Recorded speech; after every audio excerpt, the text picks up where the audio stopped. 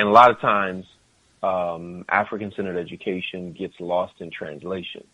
You know, you have parents who will say, you know, I don't know about all this African stuff. You know, we live in a multicultural world. I want my child to be able to function in multiple environments with different people. Well, with an African-centered education, they would be able to do that. Or they'll say, well, the whole world is not black people, so we don't need an African-centered education. That's not what African-centered education is about or supposes. We don't presuppose that the whole world is African or that your child won't be operating in a multicultural world. Actually, quite the opposite. We know that these things are true. African-centered education is using African ideas and African ideals. Ideals meaning ideal situations, ideal values, and things like that. So using African ideas and ideals to analyze information, number one, to meet needs, number two, and to solve problems, number three, in black communities. One more time, African-centered education is using African ideas and ideals to analyze information, meet needs, and solve problems in black communities. The problem is, for most of our people, they're receiving a type of training. I won't even call it education. They're receiving a type of training that uses European ideas and ideals to meet needs and solve problems for Europeans.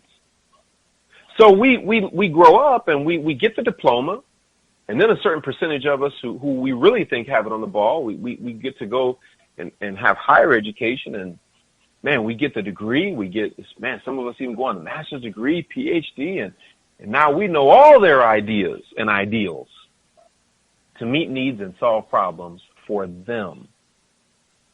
Not for us. You see, black people, African people were brought to America for one reason and one reason only, to make white people money. Nothing has changed about that relationship.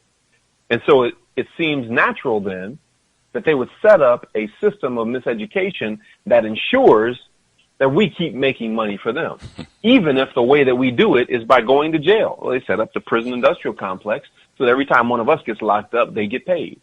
So that now prisons are privately owned and prison stock is traded on the New York Stock Exchange. So if you don't want to go to school, get skills, and get a degree and work a quote-unquote legitimate job to make them money, then hell, we'll just lock you up and you can make money for us that way.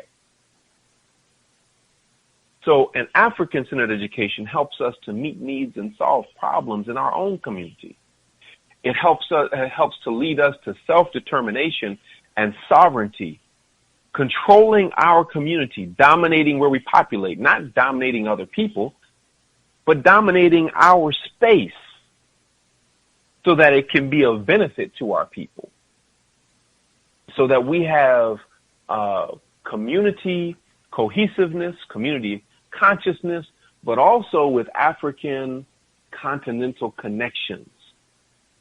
Other people are connected to where they're from or where they say they're from. So Jews are connected to Israel. I suspect if Jews were the victims of police brutality in America the way black people have been, I suspect Israel would have something to say about that.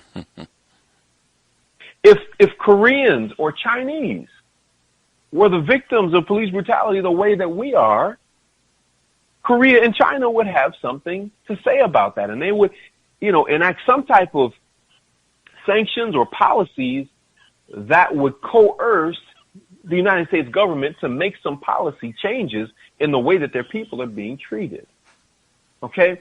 But we have not enacted the proper relations with our brothers and sisters on the continent to be able to have that kind of influence transatlantically. Okay?